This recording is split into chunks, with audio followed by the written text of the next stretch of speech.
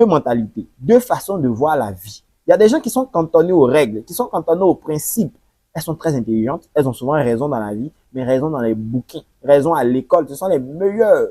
Et il y a ceux qui, eux, regardent la réalité en face, se remettent continuellement en question, se demandent continuellement qu'est-ce que la réalité me traduit, qu'est-ce que la réalité me donne comme information et font preuve de flexibilité et d'adaptabilité.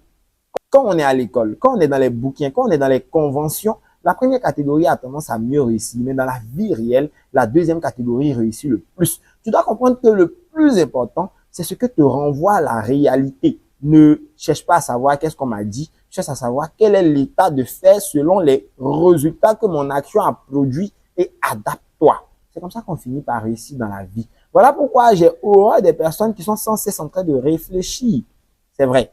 Il faut trouver l'équilibre entre réflexion et action. Et quand on n'est pas encore sûr du chemin qu'on a emprunté, pour éviter de commettre la plus grosse erreur qui est de se tromper de chemin, on doit beaucoup réfléchir, on doit beaucoup méditer. Mais une fois qu'on est sûr d'avoir emprunté le bon chemin, d'avoir choisi le bon objectif, on doit sortir de la réflexion et entrer dans l'action. Parce que c'est l'action qui te permettra de savoir qu'est-ce que le réel te donne et d'utiliser l'information que le réel te donne, t'adapter et finir par à la fin atteindre ton objectif.